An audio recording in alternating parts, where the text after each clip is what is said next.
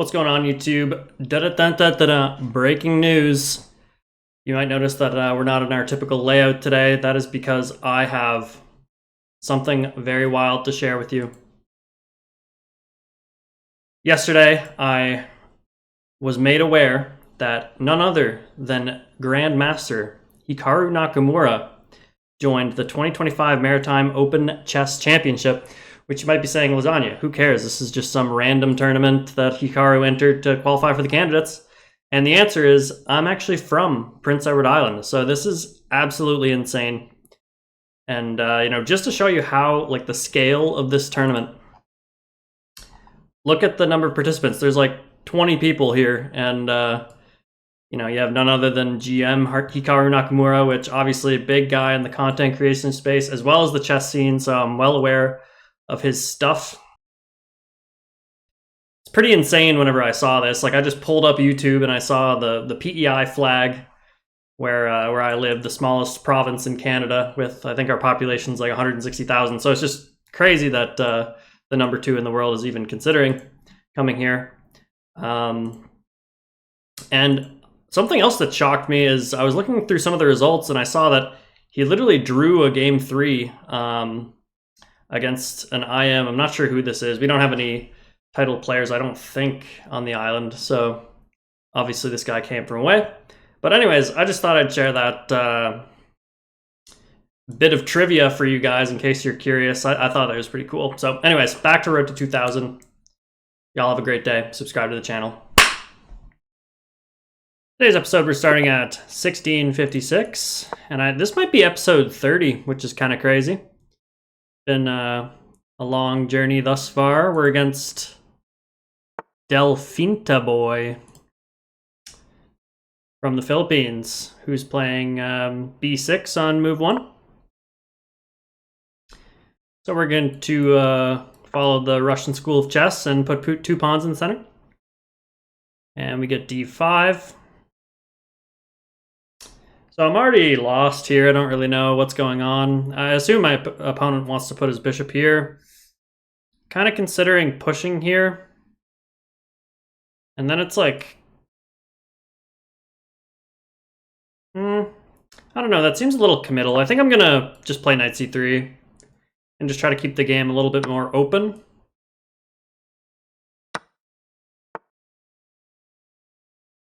If we go here, it drops the pawn here, so gotta defend the knight somehow, though. I mean, I could just drop the knight back, to be honest. And we are playing a 10+0, so I have to not spend all day on these moves. So let's just... I guess if he takes... and I go check, but then he has this. So yeah, let's just move the knight. Gotta not spend a minute and 20 seconds on these first few moves. Oh wait, this just, yeah, no, we're okay. For a second I thought my pawn was on d5, but already hallucinating things in the first 5 moves here, so we gotta be a bit more sharp. And we gotta spend this time catching up on the clock. Because as you guys may have noted, about 75% of my games end in an absolute clown fiesta time scramble. So we're going to try to confidently make some moves in the early game. And hopefully, if not build up an edge, then in time, then at least have some sort of comfortable ground to stand on in terms of the clock. But I must say, I'm not familiar at all with what my opponent's doing. Some kind of strange piece placement here in the opening.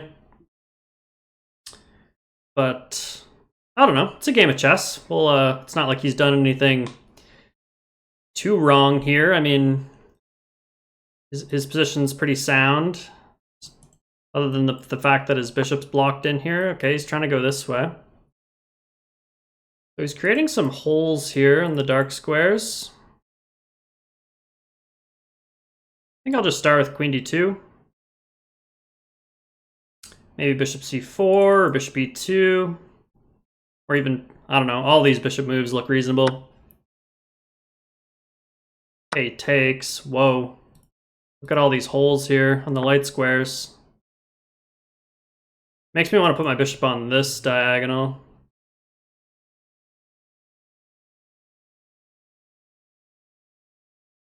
So let's do that. Idea is just that I want to play this and cause some problems early for my opponent since he traded off his light square bishop. So castling either way makes sense to me. But I think queenside makes a bit more sense, just given the fact that the pawns are a bit compromised here. So f4 kind of makes sense to me. Just opening this up.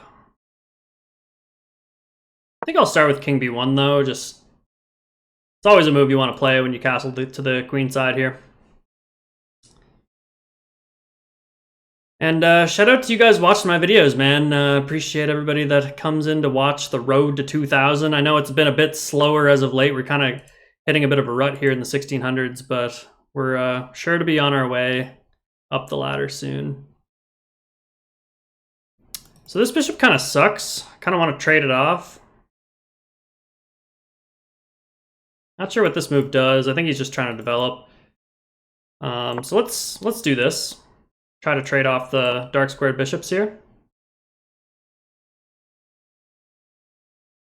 And if you're enjoying the videos, make sure to subscribe to the channel, guys. It would help a lot in building up the audience here. So would greatly appreciate that. Okay, knight b4. I didn't think this did anything. Maybe he's trying to reroute this way or something. Could flick in a3, but don't think it's super necessary. Could go like h4 here or just takes. Here, I don't think it does a whole lot as of right now, but definitely something to keep in the back pocket. And I still need to get in this move. Whoa, okay, I guess the queen does defend.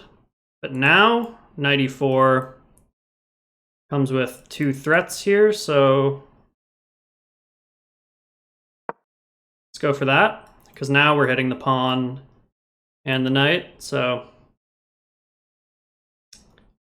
And that's why, like, when an opponent makes a knight move into your territory, like, I could have flicked in the move a3, but sometimes just leaving it here can actually present opportunities later down the line. Like, it's not like the knight was doing anything here, so why waste the time to kick it away? So a bit of an instructive moment there. Not sure if he actually has a move to get out of the danger he's in here, but we'll see.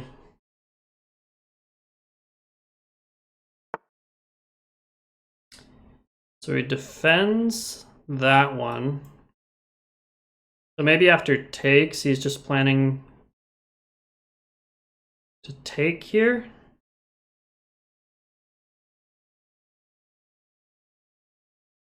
It's interesting. I could take with check, but I don't think I want to trade queens. I could just take. Take, if queen takes, rook takes.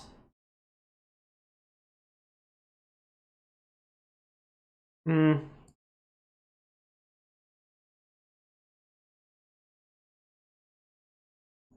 think I like this one better.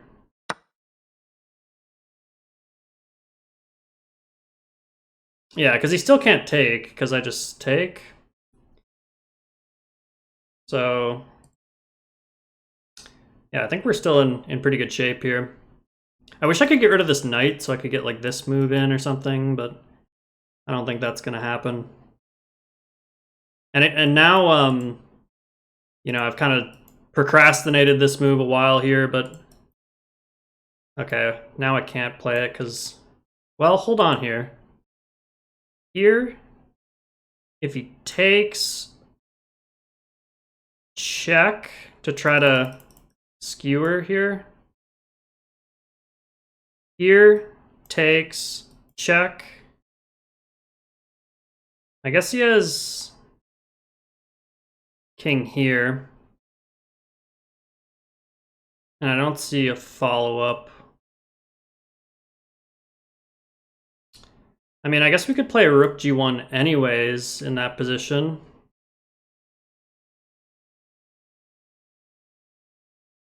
And if he like brings the queen back,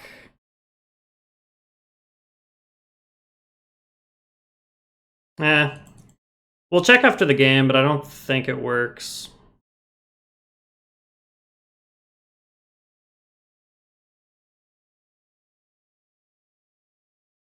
Could just play rook g1 like now.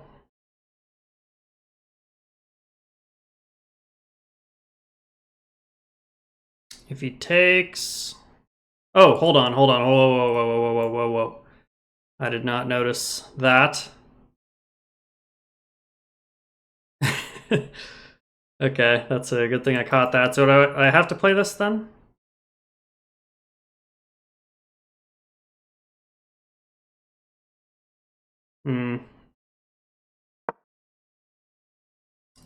I guess he takes...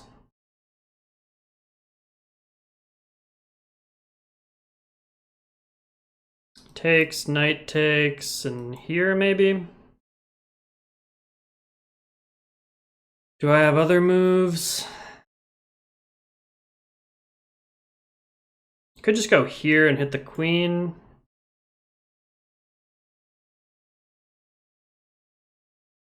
Then he's gonna go here. Okay, I'm just gonna trade because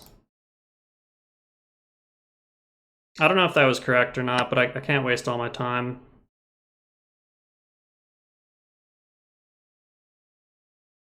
Okay, let's go here, open up the bishop.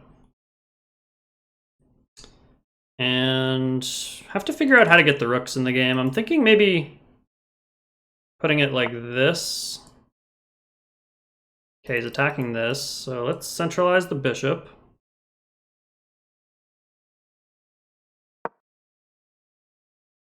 Attacking this pawn as well if the knight moves. Which would be kind of a valuable pawn because we'd have like an outside passer there.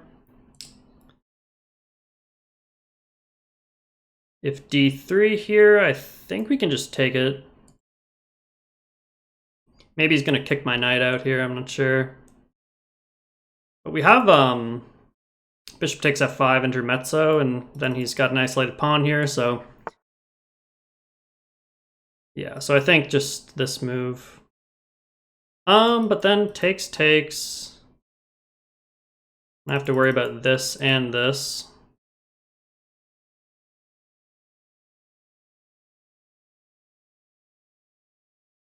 So maybe that's not right. Maybe I just drop back.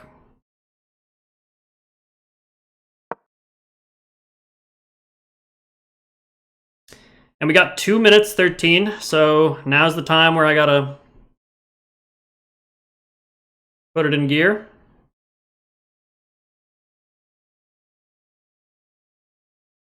We always have this check. I kind of like that I'm preventing him from connecting his 2 pawns here. And I think now we probably want to flick in the move a3. Because... yeah, there's just some pressure here that I want to get rid of, so... we'll probably be doing that at some point. Okay, let's just go here. And if he takes, I guess we'll go here and try to put pressure on this pawn.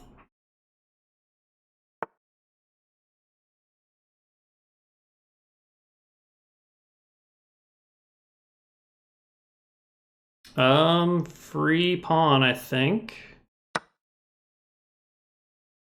Oh, there's a fork. Shoot. Ugh, that's what I get for... I mean, I'm not going to be mad at myself because I needed to move fast, so... but that's going to make this a tall task.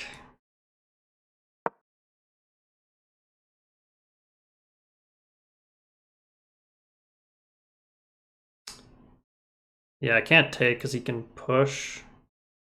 Oh, wait, no, I can take because it hits the knight.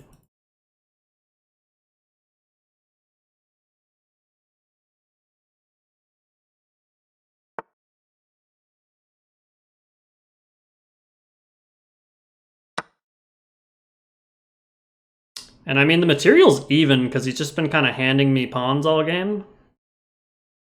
But we definitely have to keep our rook on the board, so if this, I guess I'll just play check. And I don't like that. Well, my knight actually does a good job of keeping him from infiltrating here, so guess we'll play check.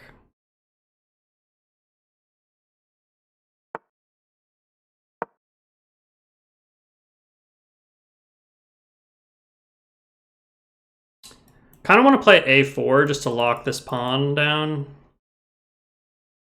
But then again, like, I don't want my pawns to get... Like, I think my win condition is flinging these pawns up the board because it's a 3v1 over here.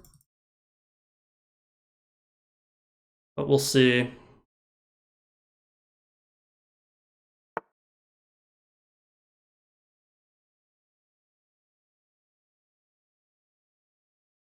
I think I want to go here. This is a nice square for the knight. My bishop does a great job protecting this always. His knight's a little bit restricted. He does have this square. Ooh, that's a little bit dangerous. Maybe a lot of it dangerous.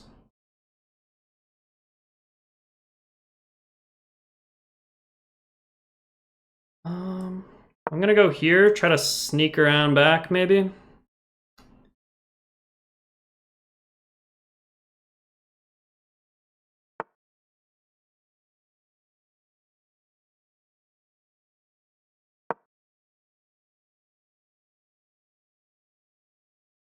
And we've caught up on the clock, so that's good news. Maybe we try to hit this one, because, well, here I guess he goes here. But then there's check. Maybe we bait him with this move.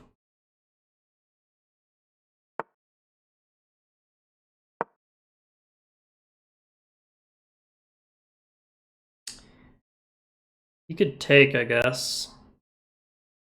We have a lot of defense here, though.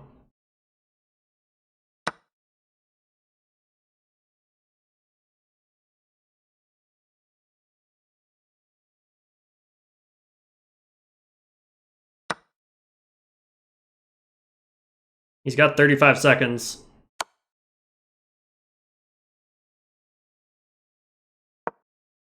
There's no check.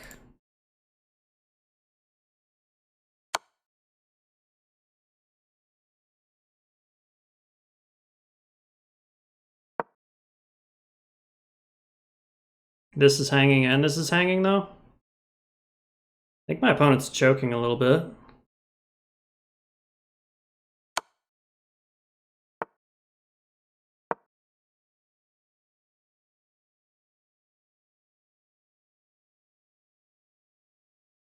Yeah, he doesn't have any time.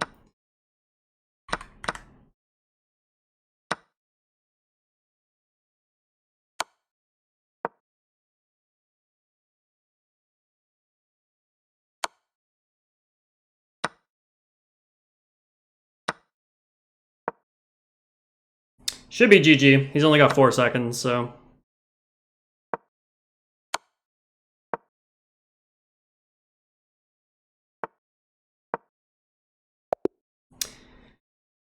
All right, and the power of speed secures the victory there. We get, is that 10 points? Let's go. 16-66. Little victory there. I'm happy with that. Let's take a look at the review. We did it, guys. We were on the better end of the time scramble. I've actually flagged my opponents 2 games in a row, which is kind of funny because, like, going into the end game both times, I was, like, way down on the clock, and then something in my brain just says you gotta go, so it worked out. Okay, oh, yeah, I should have just played this like a Scandinavian. Yeah, I don't know why I didn't do this. I don't know why the move G6 confused me so much here, but that would have been a lot better. But I just play knight C3 here anyways. I mean, it's not like a huge mistake or anything. Bishop D3 was a move here. I was kind of thinking this hung the pawn. Yeah, I saw bishop b5, but I thought he went here. Oh, but I can take it with check, you big dummy. Oh, and it's just pinned.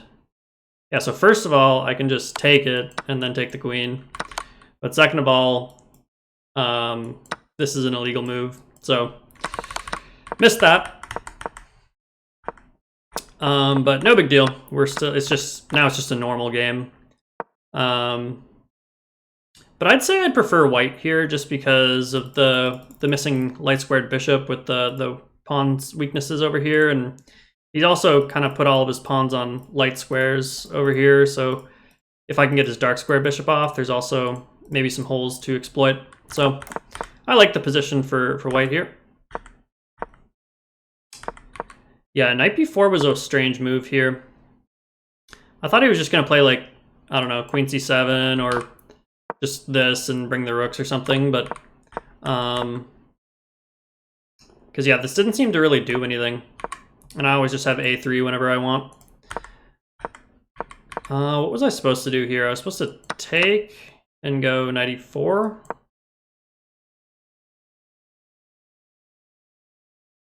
Okay, yeah, I mean, this is just a slight edge for white as well, so not a huge inaccuracy, I don't think, here. What was wrong with this? Takes, and knight f5. Ah, I see. So he could lure my queen to this square and then fork me. Yeah, I've seen this idea before. I shouldn't have missed that. So that's why h4 is wrong. But we trade here and then go h5. I guess knight e4 was a little bit better, but I didn't see the need to rush with this move. Yeah, and this seemed like it just was created a lot of issues because of the weaknesses around the king here. So knight e4 was actually wrong. I guess knight e2 was better. What was better about knight e2? To go c4 or c4. Knight f6, h6 check. If takes, there's this. Okay, and so engine preferred knight e2 a little bit. I mean, I still think knight e4 is just fine. Pretty similar advantage either way. He goes c5 here, which I thought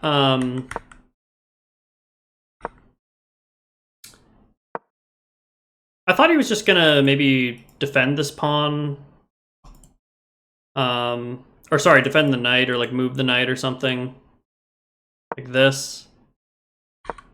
Engine set, yeah, sorry, knight d5 is what I thought he was gonna do, and then I was just gonna take here, and the game would go on. But instead he plays c5, which is kind of interesting. I decided to take. Again, I missed this idea of h6 check. I thought he just took here. Which I guess he can just take, but the h-file's open now, and yeah, the king's looking a little sus over there on the g-file. But we take the pawn instead, and then I almost missed that he was threatening checkmate here. You guys were probably losing it when I was calculating all these lines over here, but yeah, I was about to play this, which would have been a very funny way to end the video, because that's just checkmate in 2. But I'll show you what I was calculating, because let's just say for the purposes of illustrating this, that the knight was over here. I was going to play this, and you might be thinking, oh no, my bishop. And then I was calculating if knight takes e6 check could work, because you get the skewer here, right? But I guess when it's all said and done, how many pieces did I sack? Yeah, I sacked a bishop, a knight, and a rook for the queen. So this actually wouldn't have even been good, because now he just has like way too much material for the queen. So that's kind of interesting. Good thing I didn't go for that. But I was also kind of wondering if check, let's say, I thought he was going to go king f6 so that he wouldn't get skewered here. And then I was trying to figure out if there was some sort of like checkmate in this position. I guess the engine just wants to take the rook, which makes sense. Okay. Anyways, all this is moot because he was threatening checkmate in the earlier position, so that this wasn't even possible, so I had to go b3. And he takes a pawn on d4. I trade and go f4, finally opening up the scope for the bishop over here.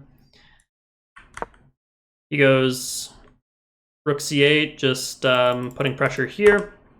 I decided to go bishop e4 here, which is wrong, I guess. It wants me to go h6 check. Okay, so it wants me to throw this in first, and then go bishop e4. Okay. I don't really see a huge difference, but that's stockfish for you. After bishop e4, he goes here to kick my... maybe it was... oh, maybe it was so that he didn't... like, he couldn't kick my knight out, but I guess he could kick it with this move, but... oh, but that loses the pawn. Okay, maybe that was why then. Like, checking it to get the king here so that you could keep the knight here. Maybe that's why. But anyways, we get this position. He goes knight d6, and I drop the bishop back. And this position's just balanced, and I was feeling very bad in this position because although I do like some parts of my position, like he's got an isolated pawn here that I have some pressure on, and he can't really connect the pawns because of the control here. But I also have 2 minutes and 7 seconds, and so I would probably take black here, given if I got the time edge as well. And this is apparently a huge... oh yeah, because I hung the exchange. Yeah, I made this move in 10 seconds, which, I mean, I can't take much more than 10 seconds when I have 2 minutes on the clock. So I hang the exchange, but then I felt like I got played some pretty decent moves from here on out, and I guess after rook c5, I'm actually just winning in this position. Like, it's just plus 1.5 despite being down in exchange with all the pawns. I was supposed to go knight e5 here. This was a very sloppy game, lots of errors on both sides. And we get this position, and my goal here was just to move quickly and put some pressure on him. And use the g file with the nicely placed knight and bishop. Like, all my pieces are pretty active in this position, so it's kind of easy to make a bunch of fast moves. So he's trying to pile up on this pawn. So I'm just defending myself here. And I thought just this would create enough chaos and confusion to elicit an investment of time from his part, which is what happened in the game. Like, because he probably doesn't want to allow to take this with check, and then I have an outside pass pawn, which is protected by the rook and the bishop. So I'm just trying to get him as low as on the clock as possible. Oh, king b4 here. Just walking into the discovery, because I guess it just doesn't matter, because I can just take the rook. That would have been pretty brave with no time on the clock, but yeah, I suppose if I had a bit more time, maybe I would have seen that. It's just a fork, even though there's a discovery. But I didn't see it. And he just starts choking at this point.